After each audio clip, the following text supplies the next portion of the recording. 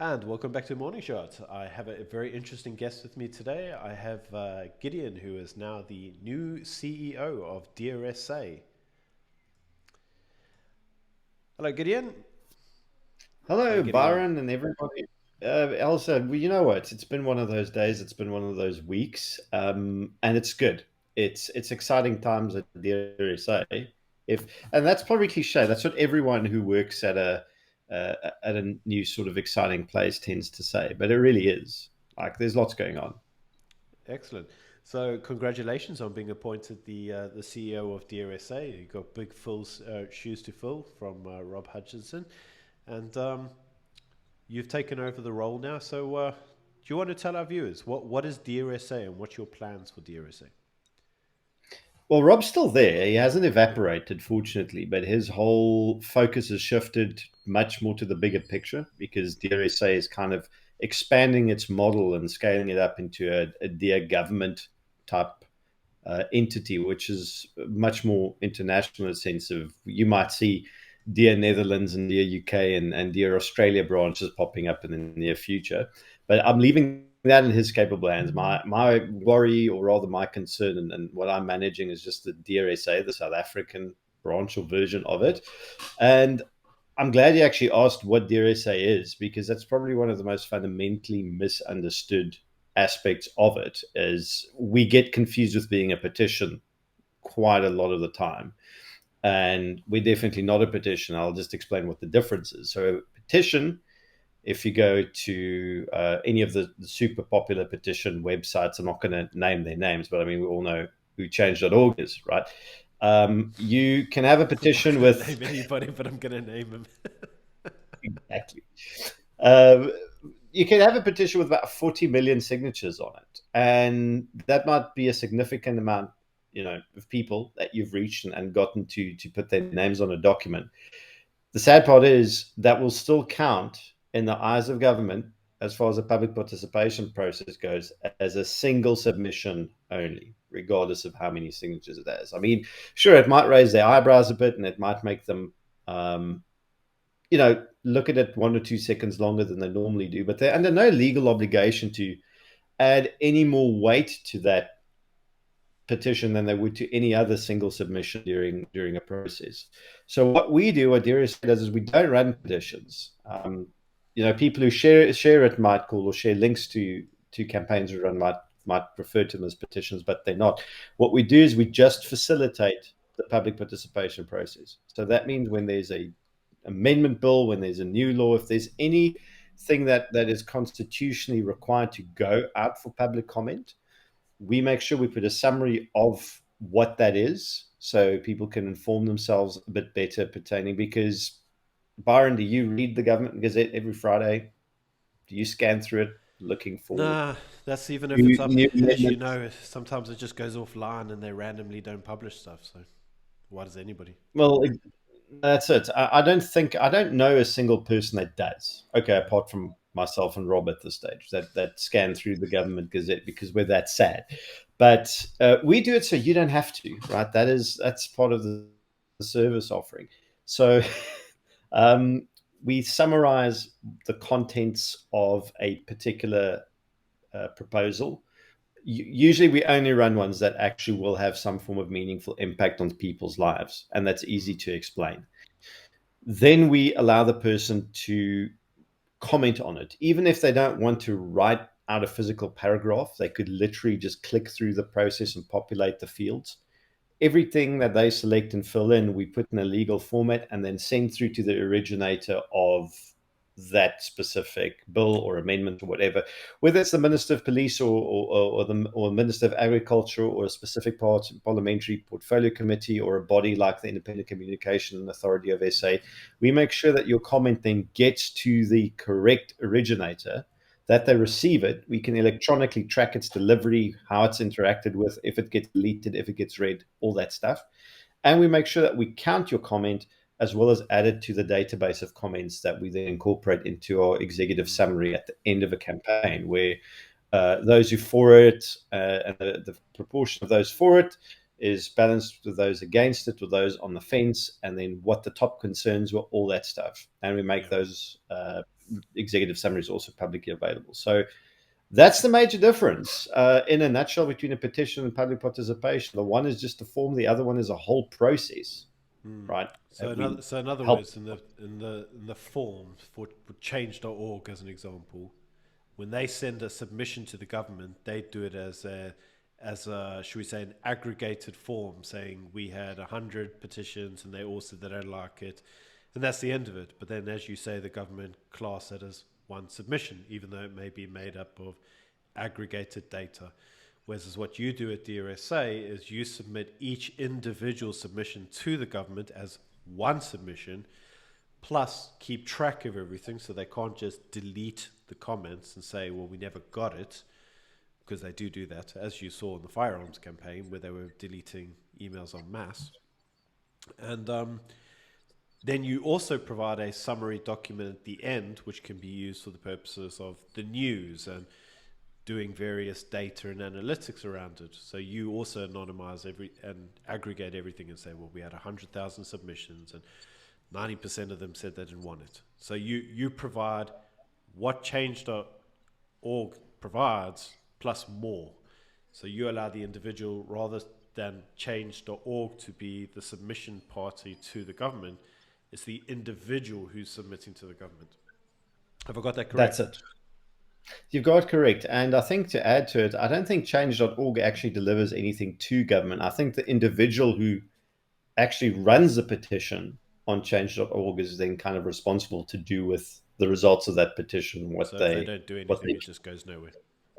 Exactly. So whereas we always follow up, we make sure that the executive summary then reaches the correct originator, and very often we actually go and give them a full presentation on it. Although lately, with much of the legislative processes, a lot of the stuff is same with the firearm one. It went on the parliamentary back burner. The portfolio committee deprioritized it, and there was no further engagement on it. I'm aware that the civilian secretariat is busy engaging with stakeholders and doing stuff like that. I think we're going to talk about the firearms. Firearms separately. We definitely will, but I think the best way to say is we do follow through with the process, because that's part of what the platform is. It's what we have to do in order to keep it transparent and keep it real. Okay, so I mean, a couple of the campaigns, I know we talked about this before we went and recorded, but there were a couple of campaigns which you've highlighted that got some really good response. So the first was the Health Amendment Act. I think you said you got around 300,000 submissions to that, and expropriation without compensation got around 600,000 comments, which were delivered to government. Both campaigns, would you describe them as successful, and how did they help shape the public discourse? They definitely were successful in the sense that they got a record-breaking number of participants, like each of them. And I think what added additional gravitas to it is the fact that on all of those campaigns, there were numerous expropriation without compensation campaigns. They totaled together about 600,000 comments. I think they were actually now on the latest tally nearing 1 million comments on those various proposals and bills. And in each and every one of them, so far, the government has backed down. And there's a very good reason why the process hasn't continued forward or evolved further. It was the exact same thing now with the National Health Act amendments that is ending up in court on 25, 26, and 27 July, where we're going as a co-applicant with AfriForum. But again, it's from, and we'll be talking about that very shortly as well, from the government's response to that. It's clear that they're not a big fan of public participation. They are looking for ways to discount it, which holds its own implications. But I don't want to spoil anything. We're about to, I think, get to that part of the discussion shortly. I think it's important for the viewers to. I think it's important for the viewers to recognize that the ANC has this very antiquated, like North Korean view of what they call democratic centralism, which is basically that the government, you have these like 6 key players. They like the masters that run everything. They've kind of had a taste of that with the Corona Command Council, and they make the decisions. They democratically elect stuff, and they choose what's going to get done. And the will of the citizens, that doesn't really matter. Like there is democracy, but it only really occurs in the ANC's inner circle. I think that they like that kind of idea. It's a very North Korean idea. They've referenced it a few times in various kind of speeches and stuff, but that's not the democracy we live in. We live in a parliamentary democracy.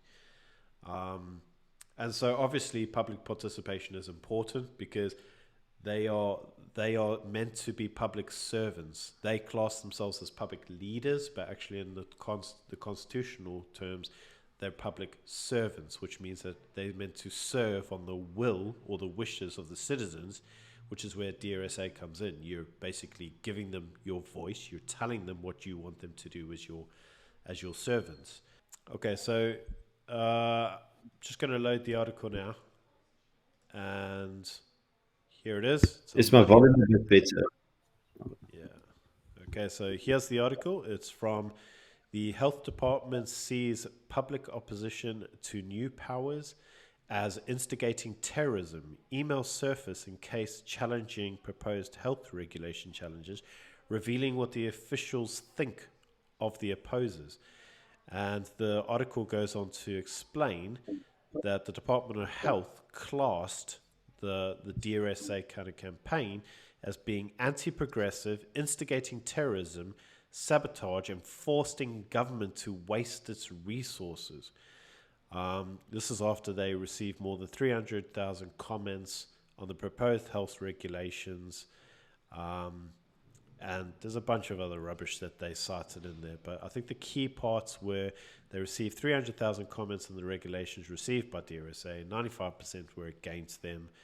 They didn't really like the fact that you were challenging this. They classed the groups that had pushed forward a campaign against them, which was AfriForum, DRSA, Liberties Fighters Network, and Action for Freedom, all of which had been involved in legal battles. And they've called these organizations rogue minorities.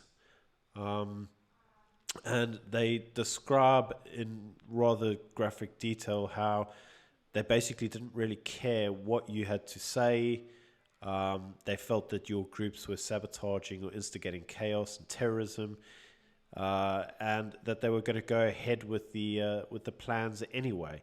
They said that the emails are now part of what the court will consider when deciding whether the regulations are lawful and constitutional. This is obviously in relation to AfriForum and DRSA taking the government to court in regards to the amendments.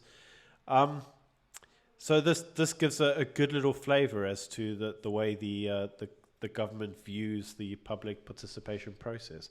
The public participation platform is sabotaging the government's work. How do you feel about that? So I found that quite illuminating because the origins of those comments were just this massive 1.5 million page data dump that the government just kind of threw at, amongst other parties, our legal team, who then went and diligently sifted through it and found those particular nuggets. So this is quite like open internal discussion within the Department of Health, and the outright hostility towards any opposition to what they are planning, or rather what they're putting together, plus the decision tree framework as to how they process public participation, and essentially just rubber stamping a not valid red big mark across, I don't know, close to 300,000 comments is just patently unconstitutional. And I mean, I'm very curious to see what the court's will make of that roundabout. Yeah. So I think public participation came from a constitutional judgment, didn't it? It did, and it's also something that when we refer to it as being constitutionally mandated as well as constitutionally protected, those terms actually do have meaning, and it doesn't mean that government must consider an outright meaningless comment and incorporate it into shaping legislation. But 300,000 comments of which the majority, over 97%, disagree with something, for example, in theory, and where there have been meaningful submissions by civil society organizations as well as individuals. And we've seen and read these meaningful submissions that go into great detail to say, okay, none of these are are valid or warrant further um, attention is just ridiculous. And it does, the other comments made in that email that they were just going to ignore the commentary and push the legislation through anyway, Mm.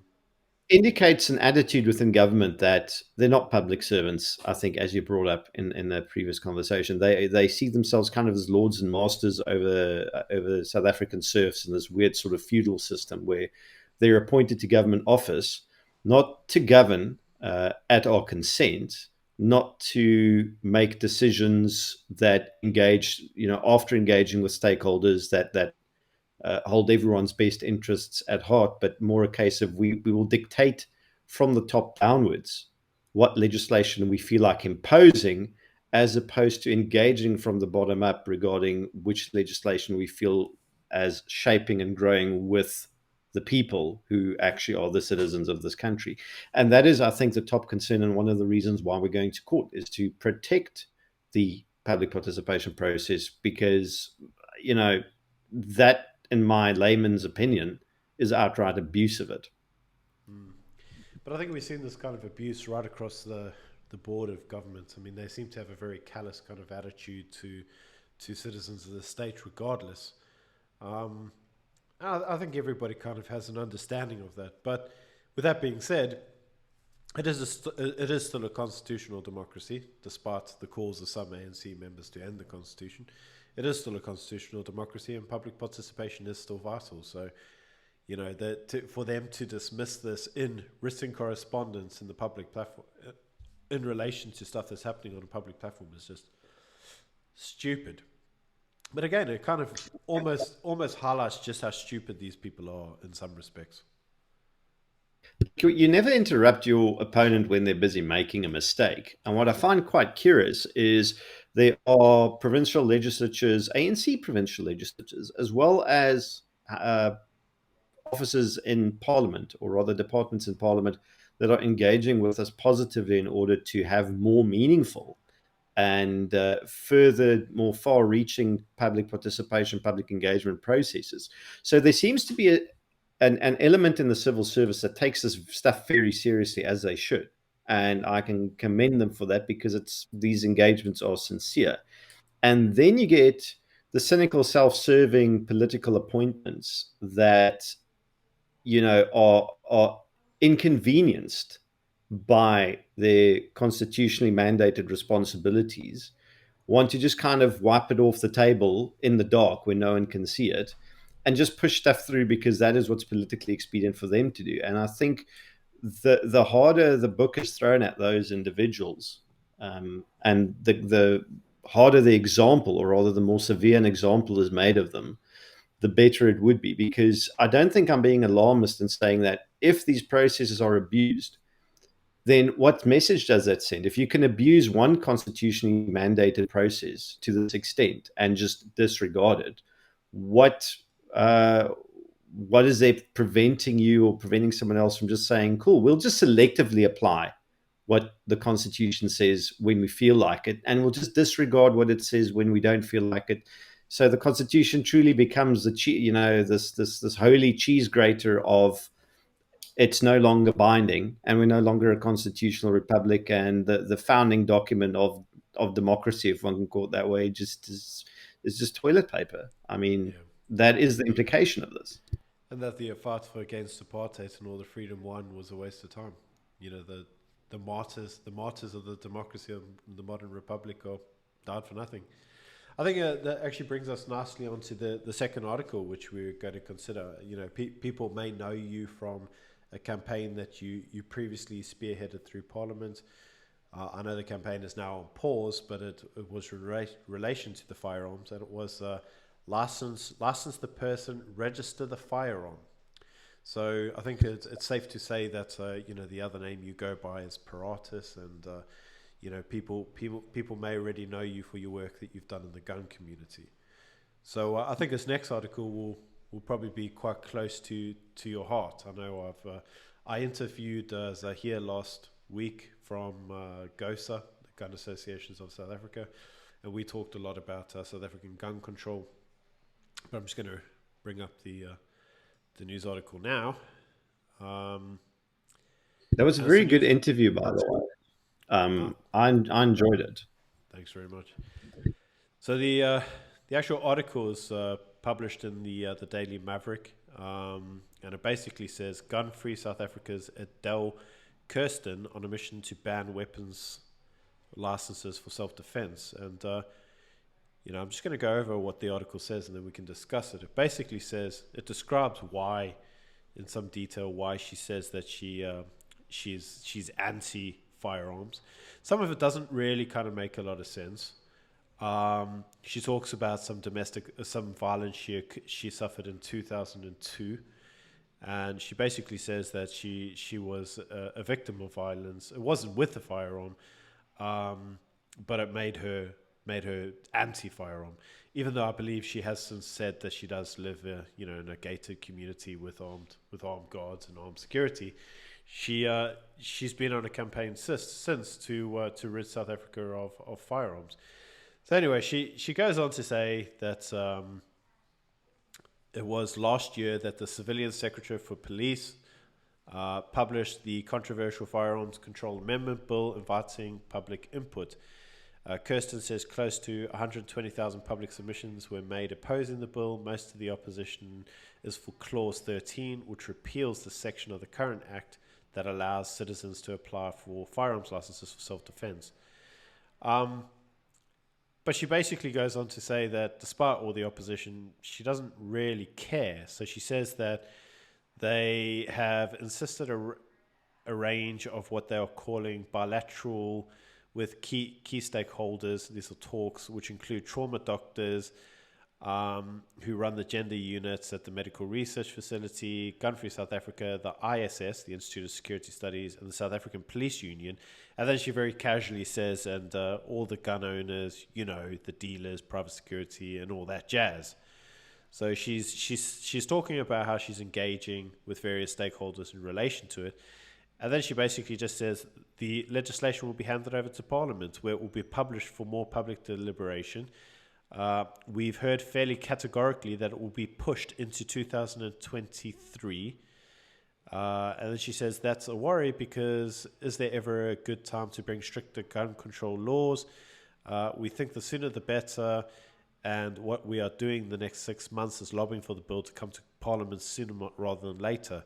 So as you can see, she very much clearly says that she gives two flying monkeys about public participation, and she's pushing ahead with it once she's engaged the relevant parties regardless. But there were a couple of lines in here that I thought were really, really interesting. The first is, remember she says she was a victim of gun crime in 2002, but she says that she was a co-founder of Gun Free South Africa in 1995 on the back of the New Democratic Republic. And then she says that she did it because there was this idea that the country's future was tinged with uncertainty and fear. It's like that's deeply fucking racist, man. It's like this white chick who lives in the middle of Johannesburg basically saying they were scared that all the blacks were going to rise up and kill the white people. Like, that's deeply fucking racist. Then she basically goes on to say how, she's been arguing for stricter gun control. And she goes on to highlight, she says, if you look at the UK, because we don't have the same socio-economical political histories, she draws reference to the UK, saying, yes, they're not the same country as us, but who cares? Their guns were easily available, and when they took them out, they decreased gun deaths. And she goes on to say that despite strong opposition from firearms lobbies, Gun Free South Africa played a key part in shaping South Africa's Firearm Control Act of 2000, which called for more stringent gun control than its legislative predecessors from 1969. So she goes on to say that she actually wants more gun control than the apartheid government applied to the state. Again, that's deeply bloody racist, mate. Like, this is a white chick that openly says she didn't grow up around guns, and she don't really care about public participation. She wants the place to be disarmed because it makes her feel better. She says that she gets a lot of her activism she takes from like inspirational yoga posts. And as you can see here at the end of the article, she goes straight off to a meeting following this interview at the Daily Maverick to the civilian secretary. So she seems to have very should we say, hard-tailed access to ministers in the government position, but she takes a very European, like very white racist type view to gun control. What's your view on this article? I know a lot of people in the GOSA community had a lot to say about it, but what's your take on it? So I'm going to take my DRSA cap off because the DRSA cap, when I'm wearing the DRSA cap, I'm nonpartisan, and I don't indulge in strong opinions. But when I put my Paratus cap on, I can tell you about my own opinions about this, and I don't have to hold back. So, as the owner and editor of Paratus, speaking to you, Byron, if we're going to go on anecdotal evidence about safety and security, like she has, that was kind of the core she built her whole opinion piece over. If I wasn't legally armed in April 2015, at least one innocent person around me would have been dead as a result of it. And it was only because I was legally armed, trained, and proficient that I managed to save someone from getting stabbed to death by a meth head that tried robbing him in front of me at lunchtime, broad daylight, if broad daylight even means anything in the South African criminal context. Pertaining to Gun Free SA's views, it's very clear that Ms. Kirsten has an open door into the civilian secretariat, and I wouldn't be surprised if their little bill that proposes to ban self-defense firearms and put severe restrictions on everything else was written in the offices of Gun Free South Africa and just channeled through the civilian secretariat, because that relationship is far, far too close to be common and decent. The issue with this, and I've just finished what I also do in my spare time, is I do independent security consulting, and I just finished a 50-page report on safety and security, referenced from sources in the public domain, to a legal professional who needed it for a court case. And what I can tell you about our latest statistics pertaining to safety and security. We are the the most homicidal nation on earth, amongst the 25 most populous countries. We have the sixth highest homicide rate in total in the world. We have among the highest rates of rape and sexual violence in the world, of which it is commonly accepted that less than a third of all rapes are reported. And we have about 40,000 sexual assaults and rapes every year that are reported. So times that by at least 3. We've had a 22% increase in homicide rate in the first 3 months of this year. And if that trend becomes annualized, it means we'll have a 24,000 plus homicides in this country by the end of this year, which would put us into the second position. We have one policeman doing visible policing duties in uniform for every 3,077 citizens. The UN recommended minimum is about one policeman for every about 300 citizens. We have 19,500 visible policemen on duty nationwide at any given time. That is when you correct for the fact that there's 4 shifts that Vispol members do per day. There's a 20% negative factor you have to apply for ones that are on leave, ones that are off sick, and ones that are on course. If we wanted to give the correct level of policing that we need to citizens in this country, we need to times that figure by 10. We need 190,500 visible policing SAPS members only, which exceeds the total number of SAPS employees we have with our 100 billion rand SAPS budget that is in for about a 30% budget cut over the next 3 years. Yeah. Which means it's impossible. We'll never get the policing we need. To suggest that we don't need guns for self-defense, which is essentially what a whole argument is, in a country like ours, is lunacy. There is no way that could even be substantiated, especially from someone living in a security state that outsources her gun ownership to a minimum wage ADT response officer, right? The other fact is that the entire, and this is possibly the most important thing I can say about their proposal, there is no scientific basis for it. The Civilian Secretariat commissioned the Wits School of Governance in 2014 to do a 15-year study over the effects of gun control in South Africa, spanning the year 2000 till 2015. Mm. The study is 170 something pages long. The long and the short of it is they could find no meaningful evidence that the Farms Control Act of 2000 had any impact on violent crime rates or homicide rates at all. Yeah. Fewer than 5% of all reported crimes were relevant to the FCA. The only correlation that they did find, or was a strong correlation, is that the degree of policing or the strength of policing has a direct impact on all crime, including firearm crime, regardless of what the gun laws are. If you Mm. still had the old Arms and Ammunition Act with strong policing, gun violence went down, so-called gun violence. If But you had strong policing in the they say FC, this in the yeah, UK as well. I mean, I know in the UK they always kind of draw reference to the Dun Farm massacre and firearms control there that happened in the early 70s. A lot of people say, well, it was the reduction in the ownership of guns that reduced crime in the UK. And I think there was a study done a couple of years ago which showed that is not the case. It was the rapid doubling in the number of the police budget and the doubling of the number of visible policing that reduced crime. It actually had nothing to do with gun ownership at all. It's it just wasn't correlating.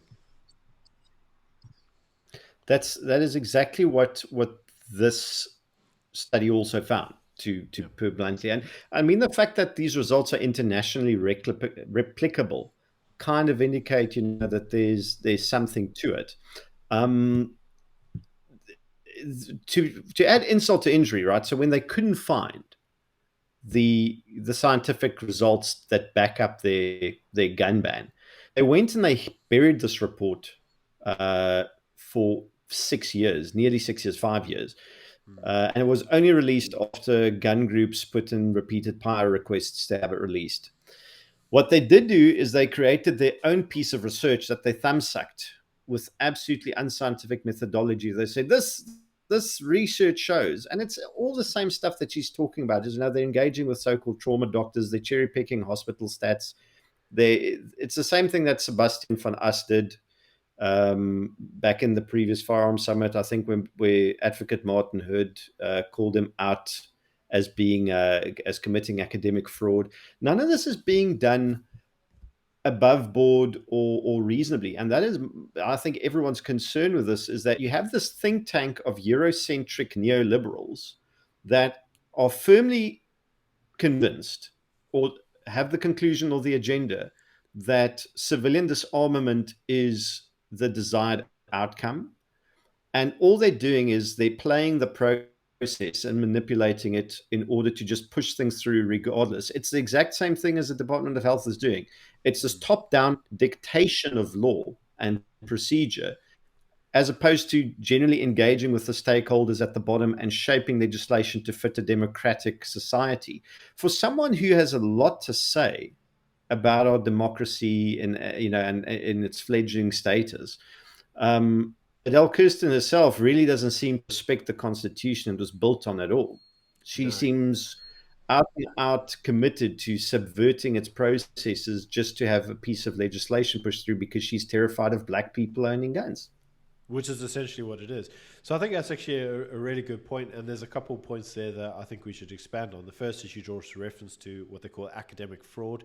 So academic fraud is basically where in a research paper you have to say, well, somebody else agreed with my research. So it's like if I write a research today and I say somebody else agreed with my research, and I say who, and I go me. I agreed with me in that paper I wrote over there, and I said that I was brilliant, and therefore this article was great. That's academic fraud, because whilst it's peer reviewed by me. So I back up my own kind of studies. And so I think it's important then for actually us to look. The other thing is gets said quite a lot in South Africa, as you know, I'm not on this channel. We don't exactly support the EFF, although I'm wearing EFF colors. Check out our red T-shirt, man. But Juju's right. A lot of the policy that goes on in this country is still like colonial and is still like very, very Europe-centric. And I think it's important for the audience to recognize, even before we start this isn't a white people bad that like this. It's you and we're white, but we're African, man. Like, we're African. We know what load shedding is. You tell load shedding to a European or an Australian or American, they don't understand what that is. We know that bras, you don't bring pork sausages and burgers to a braai. You bring lamb chops and steak. You know, we know the rules of rugby better than we know the rules of soccer. We call soccer soccer. We don't call it football. We're African. We're not European. And it's important for people to recognize that, because it's like, let's stop pretending to be this European crowd that has this like socialist liberal backbench. We're Africans, man. We don't believe in that rubbish. So with that all being said, I think Juju gets this right. Like, what's all this European cuck coming into our democracy for? Like, we don't need this. So I'm going to go on to actually have a look now. We're going to have a look at, this is Gun Free South Africa's website. And I want to highlight that there's a couple companies here that are like really problematic. So the first one here is Millennium Trust. So I went on to Millennium Trust, and you can have a look to yourself. It actually says what they get involved with. And the first is they draw reference to the Daily Maverick. Well, lo and behold, this article was written by the Daily Maverick. They also fund the Institute for Security Studies, which is what Gun Free South Africa says they take a lot of their research from. They also seem to. Well, Adele works for them. Yeah, so she also she works for that company, and she's obviously using the company that she works for. She uses their research a lot to back her position on Gun Free South Africa. Hence the comments on academic fraud, and you can see it now in real time. The other thing is that you see that they also contribute to the Solidarity Fund. So I do sometimes wonder, like, is there a possibility that what's actually happening here is because they're contributing to the government that they have that kind of in. The other company which they seem to get their donations from is this company here called Heinrich. And you can see who they are here. And if you look on Wiki, it says that they're basically a German, legally independent political foundation associated with the German Green Party, which really is like the modern precursor to the Nazi Party. Which is fitting because it's really the Nazis who like invented gun control, and they did it to stop the Jews from owning guns. And it's like this white woman who lives now in Johannesburg and in a very nice gated community. Now she wants to disarm the black people. Like, geez, man, you don't get any freaking more Nazi than that, do you? Then she references. It gets worse, and I'll tell you about it in a moment. If you look at the origins of our own gun control legislation, but carry on first. Like, you're in a good role. So then there's the Institute for Security Studies, which she draws reference to, and their funders are like questionable as hell, man. Like, government of Denmark, government of Ireland, government of Netherlands, Sweden, George Soros's Open Society Foundation, like government of Australia, government of United Kingdom. They're all very Eurocentric, and so what you end up seeing quite a lot happening now is that you've basically got all these European kind of like political think tanks, these political governments, these political entities from the former colonial masters, you know, in Europe, telling an African state, which is now an independent African state, basically what to do. And it's writing gun policy from European kind of ivory towers as if they know anything about what happens in South Africa whatsoever. It's deeply colonial, man. It's like, and it's the level of imperialism going on here is unfounded. So here's where it gets worse. And I was given a lot of flack on Twitter because I said, you know, like, gun control in this country is founded upon paranoid white people disarming black people, and that is not a hysterical statement. I can substantiate that to you with historical fact, and I'm going to go through it very quickly. In 1873, the Amahlubi tribe, they were in the Natal colony, or rather, you know, when the Natal colony was just sort of founded, they had a chief called Langa Libahlele, and essentially the Amahlubi men were paid for their labors, not money, but they were paid with rifles. So over the course of years, if not decades, they accumulated a fair amount of rifles, and it was a form of wealth to them. It was a obviously useful tool because the Africa, or rather South Africa of back then, wasn't the South Africa of today. It was full of wild animals and game. So things that wanted to kill and eat you versus things that you had to kill and eat to stay alive. It was still a wild and untamed, beautiful land. So that helped too. Still had invading tribes, still had bandits and raiders, had to defend themselves. And it was also it also the rifle for the Amakhlubi became a symbol of freedom and independence. Yeah. And I mean, it's easy to understand why. Yeah. So in 1873, the Natal Colonial Authority got this bee in their bonnet about the Amakhlubi and their rifles, and they decided we're gonna confiscate these guns. This attempt at civilian disarmament or gun confiscation led to open rebellion amongst the Amakhlubi.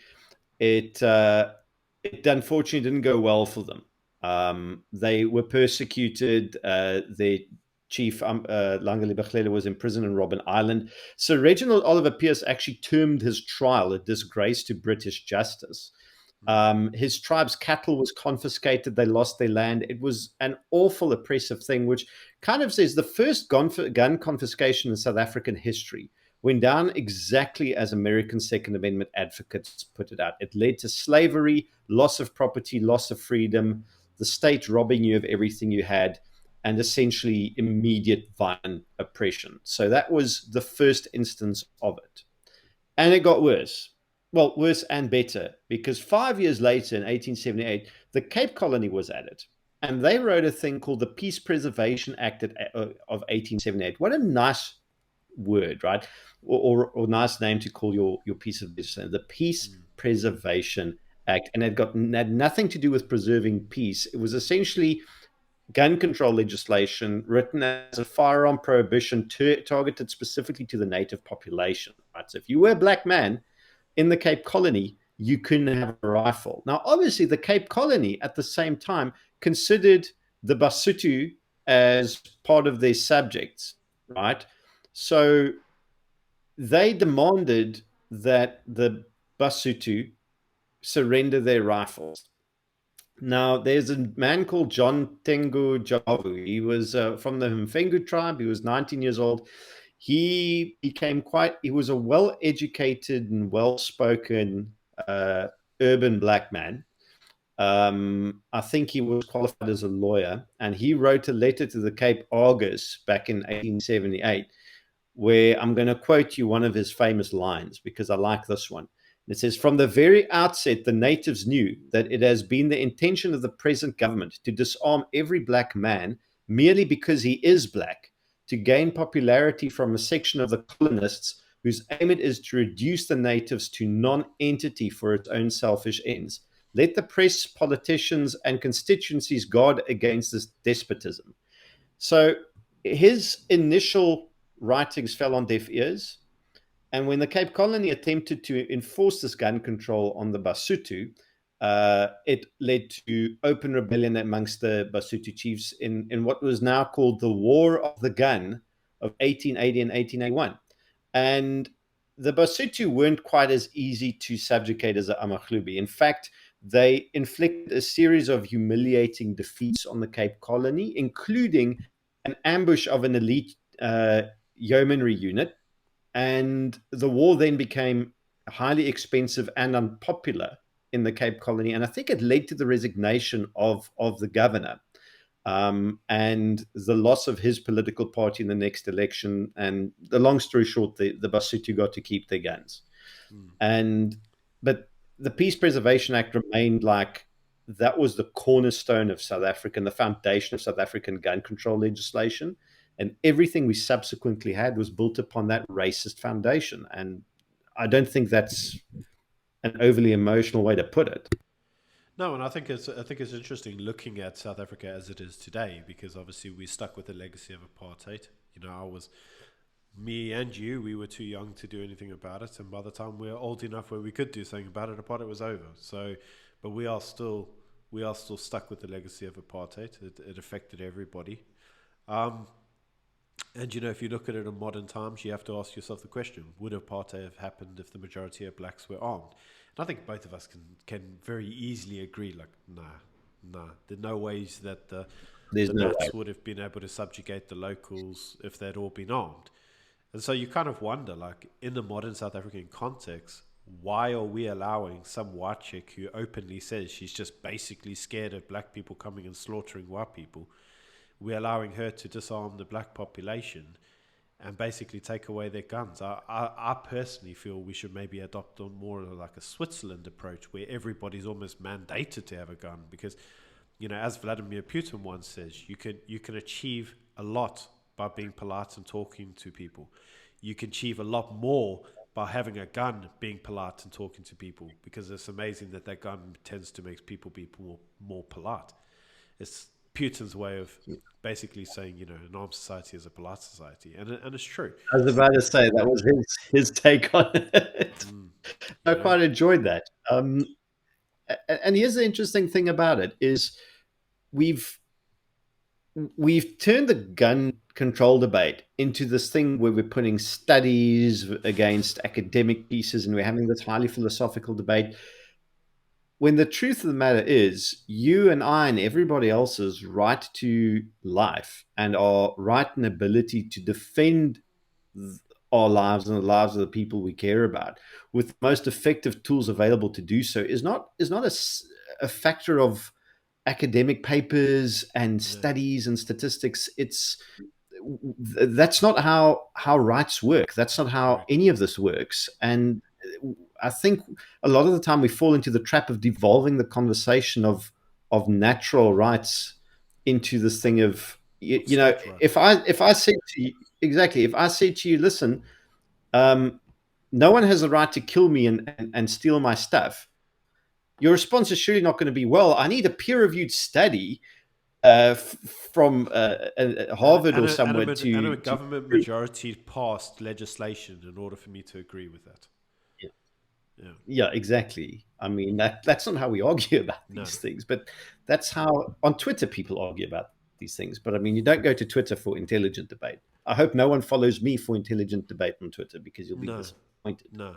But I mean, it's the same Just thing putting that as out we there. all know. Twitter isn't real life. Otherwise, Julius Malema would be president. You know, on Twitter, he's like the most popular guy ever. And in the actual streets, he's like, his party can barely go on to 15%. But that's because Twitter isn't real life.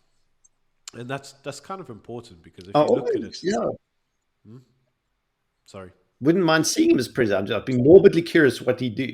Like, I think he'd disappoint all of us. He wouldn't be remotely as revolutionary. He'll be another captured Eurocentric cadre very quickly, yeah, I think so. I like the think if rest he of them. isn't already, but if you look at it, for me personally, it's really just deeply weird, because if you look at it, like, you know, to have people coming into the South African context and quoting European statistics, well, this happened in Australia, and this happened in Europe, and this happened in England. It's kind of like, mate, I don't mean to be rude, but fuck off and go back to England. If you want to live in England, go live in England. If you want to live in Australia, piss off and go live there. But this is Africa, man, and we've got our own history, and it's like, you know, we one of the things that people don't get it is people, even modern times, like you have the ANC government which fought against apartheid.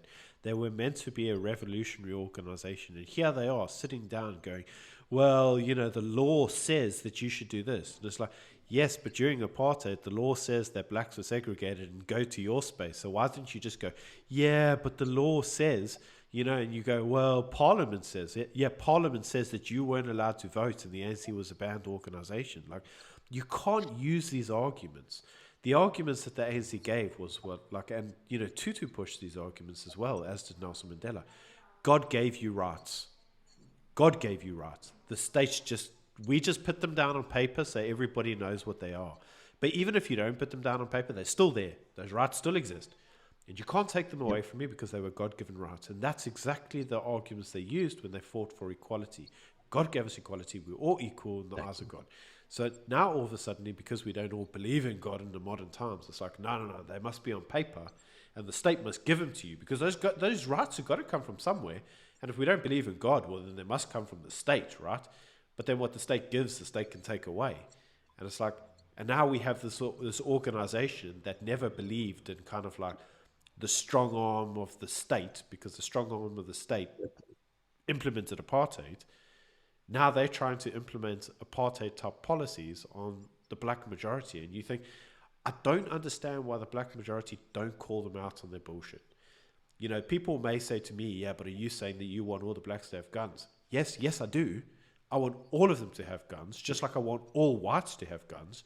And I want all of us to be armed and all of us to know how to use those guns, because I believe an armed society is a polite society. And I believe that every individual should be allowed to defend themselves and protect their own personal dignity without having to devolve to the state and go, state, you look after me. Like, I think that takes away, the dignity of the people, regardless of what color you are. And I don't understand why we have a black government which fought against apartheid, allowing a bunch of white people with a eccentrically European idea to tell them what to do. Why don't they just tell them to fuck off?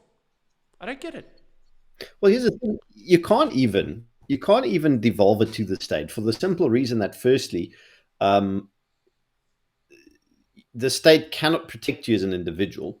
It's not possible for them to do that. The second part is they're not even constitutionally mandated to do it. If you look at this SAPS constitutional mandate, it says, amongst the other tasks and duties, they must secure the citizens of the republic and their property, against violence and that. But it doesn't say individual citizens, just as a whole, collectively, right? Yes, the So all that they republic as a need to do, whole. essentially, it's a nice way of saying, yeah, you need to go out there and fight crime. Okay. And it may be an acceptable statistic for X amount of people to get murdered every year. Like, I'm sorry, if I'm one of the X amount, that's not an acceptable statistic to me.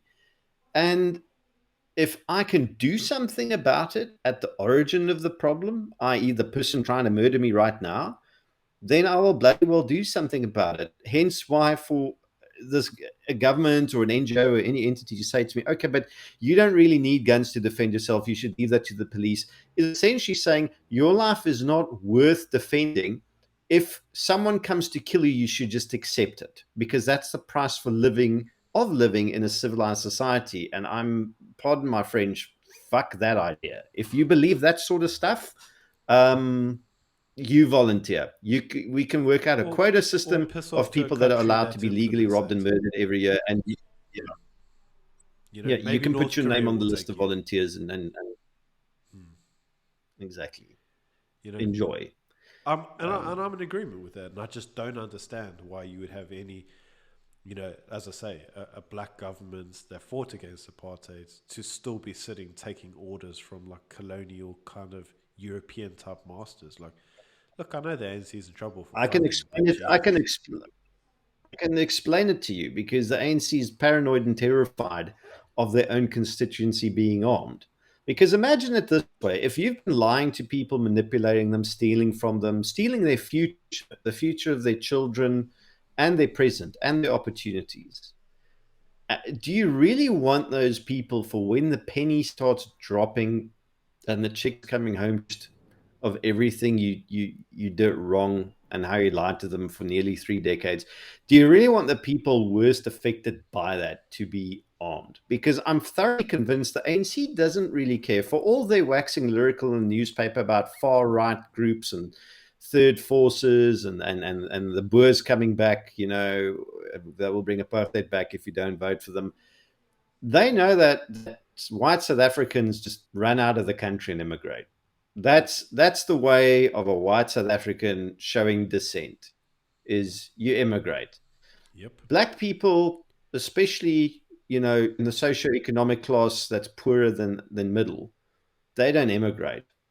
They get angry and they fuck your shit up, yep, because burn it down. that's the way that they're going to be expressing it. Mm. And if you know that if they've got guns, they're going to come and lynch you for what you did to them, you are going to make sure that you're going to try push through the most draconian gun control legislation so that you make it as hard as humanly possible for them to get guns. It's all self-serving, in my opinion. There's a very strong rational from a cynical point, political reason for it. They're terrified of their own constituents. Yeah, but I'm as their constituents should really kind of wake up and smell the coffee, man. Like, these guys are just implementing apartheid policy against their own people, and it's like, at the worst case scenario, okay, if the ANC are scared, like why doesn't the EFF champion this cause? Like the EFF should be championing a Second Amendment, right? Like there's no tomorrow. Karl Marx was incredibly pro gun ownership. He actually wasn't that keen on taking away guns from the population because he believed that an armed population could overthrow the proletariat. Like that was his ideas.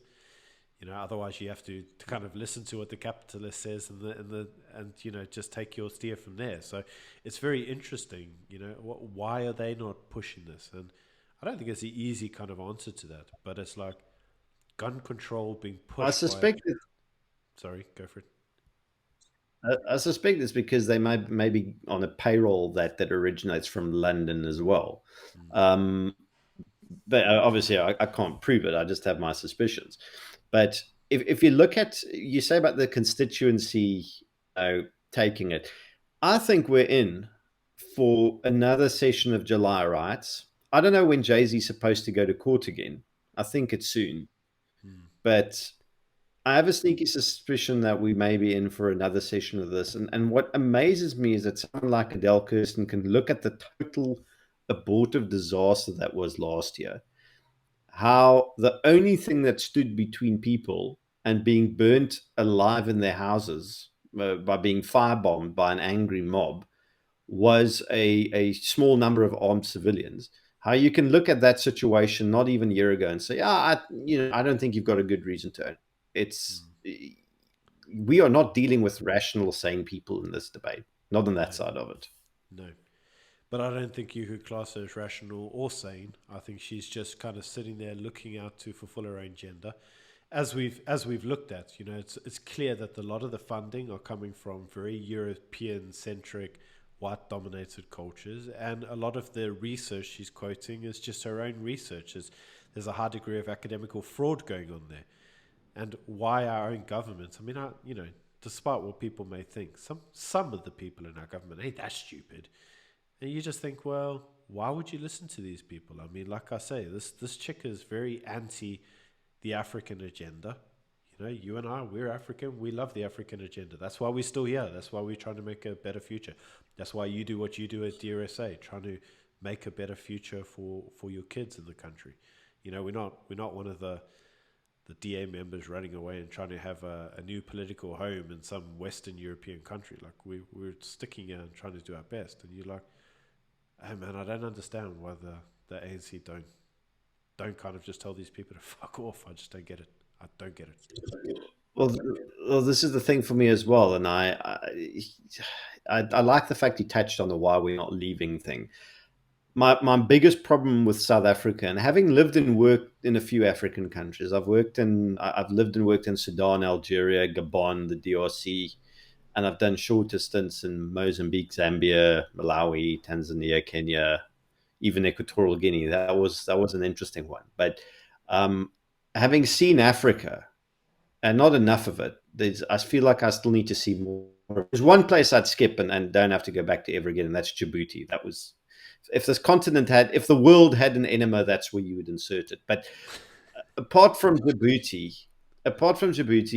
this continent is something special. And my biggest problem with South Africa is almost that we're too Western and we're not African enough.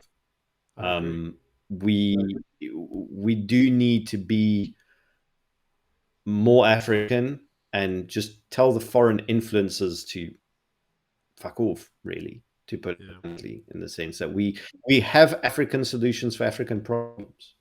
We do. We do not Which need is which is European what Becky solutions for used to African say, right? problems. The guy, And he the was only right.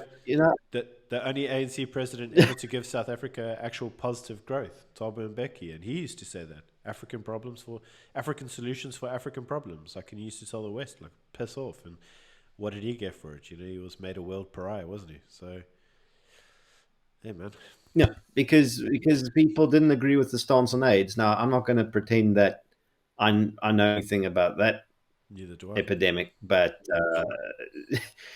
I've had some interesting conversations with people from both sides on the fence that I'm maybe Tabu was onto something. I don't know, but Maybe he was, maybe he wasn't, but I still think the idea he had behind him was a great one. Like Yeah. let us sort our own stuff out. Like this is the one thing I do agree with the EFF. Like the colonial lines drawn through Africa and these artificial distinctions and these creation of unified states that they're not. It's not African, man. Like Africa's the quintessentially devolved society. It doesn't work on centralism. It's meant to be devolved conclaves looking after themselves. It's always been that way. And it's like we're all trying to fit into this globalist order where it's like, yeah, it's the collective, it's centralism. Like, nah, man, Africa needs to stick to African ideas. It's why people like us came from Europe. And 200 years ago, 300 years ago, we came here for that shit, man. Like, we didn't want to sit there listening to the monarchies talk rubbish to us and, you know, impose their own rubbish and bullshit wars on us. Like, that's why our ancestors came here. Like, and here we are turning it into the shitholes that we escaped in the first place. It's just bizarre. But Well, talking of that, no. Well, that go for it. no. I was just about to say that's exactly the point. Is that people who look at these, oh, we need to. They're doing a great thing in the UK. We should totally try that. Or they're doing a great thing in Germany or in Scandinavia or in Australia or in Canada. We're not the same, guys. We're not even close to being the same. There's even a humongous disparity between an American living in Chicago and an American living in St. Louis and an American living in New York. Even those places can't implement the same policies because it doesn't work on their population groups because we are not homogenous. The worst to me is people go, "Oh, look, the Japanese have this great policy." I'm like, "Fuck the But you're not Japanese!" Japanese. Like, I'm not Japanese. We do not have the same culture. We've got, apart from a small overlap, we genuinely have nothing in common regarding how we live our lives. You can't cookie cutter solutions. And I think that's when we talk about African solutions for African problems, that's what it means. It's solving it on the basis of who we truly are, not who we academically, in theory, would like to be. Yeah. And that's where the train leaves the tracks with regards to almost everything we impose, like the auto system and Mm. e-tolls. I mean, who the heck thought these were going to be good ideas in an African state? I mean, you have to be on drugs. Yeah. But I think that also kind of comes to And that those are whole two like, examples. you were drawing reference to why do we stay? And that's actually something I figured out. I've traveled a lot around the world, and I spent some time in the US, and I say this to Ramon all the time. But you know what you never hear in the US, regardless of how shitty some of their cities get. You never hear a guy in New York or something go, "Oh, this place is so crap. I want to immigrate to Australia." Like the words "immigrate" in the nas of in the ears of the Americans just doesn't make sense, man. Like, who the freak would leave their country? To an American, that's the best country in the world. And no matter how shit it gets, they're going to stay and fight for it. And, for some strange reason, like South Africans don't have that feeling. They can say, "Oh, well, racist policies." Yeah, there's racist policies in Los Angeles right now. What about the blacks that suffered through the Jim Crow laws? I mean, those were pretty shitty, but they still stayed and fought. Yeah. They had a whole revolution over it. That's what Malcolm X was fighting for, and that's what you know Martin Luther King was fighting against. They had a whole thing against Jim Crow laws. But you know what? The words that never appeared in their mouth. Let's immigrate.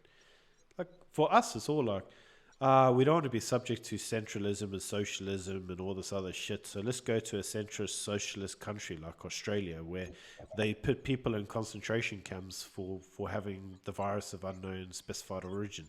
You're like, what the freak are you thinking, man? Are you that stupid, or are you just that addicted to Starbucks that you want to go to somewhere you can get an easy Starbucks? Like, what's your take on this? Do you see it as stupid as I do?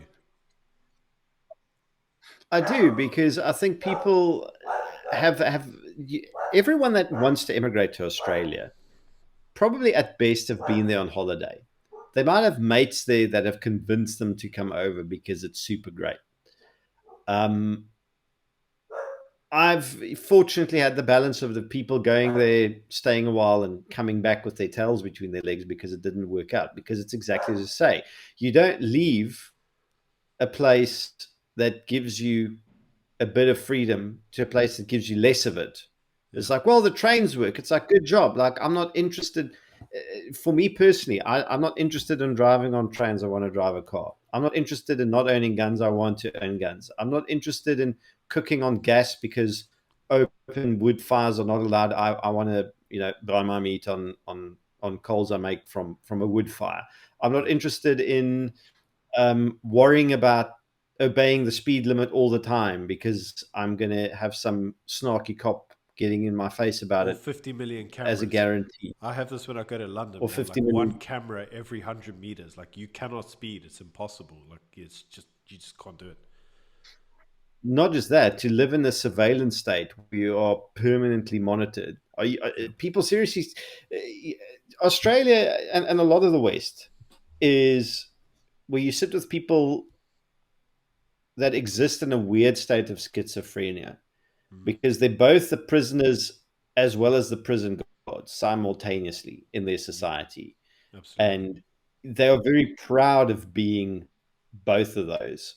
They are proud of subjugating, being, subjecting themselves to this system, and they're proud of being able to enforce it on other people. And that to me is not living. That's just existing as a robot automaton. Yeah. I agree, man. I agree. And looking at the time, we've run well over an hour. So I was, I was about to say we probably did a bumper issue, but this was great being back on Morning Shot. I'm glad. I'm glad Ramon's getting a bit of a break, and I believe you had him on as a guest on his own show, which is yeah. a Yes, man. fantastic change up. He's been on, for everybody who's wondering. He's just on holiday, so he's taken a couple of weeks off. I mean, the guy spent like nearly 3 years doing videos, so a couple of weeks off, and I think he deserves it. So yeah, all the best to him. What can I say? Well, if you need someone to do news analysis with you, I'd love to, Byron. It's fun. I very much enjoyed this chat. I appreciate it. I appreciate it. Well, thank you for joining us on the show today. Obviously, congratulations once again on taking over the CEO role of DRSA, and it sounds like it's going to be in safe hands with you. And I look forward to watching the platform grow. For anybody who's interested in DRSA, I'm going to put a link in the description below. So go check it out and consider possibly joining DRSA and contributing towards the work that they do. Until next time, mate. Awesome. Take it easy. Cheers.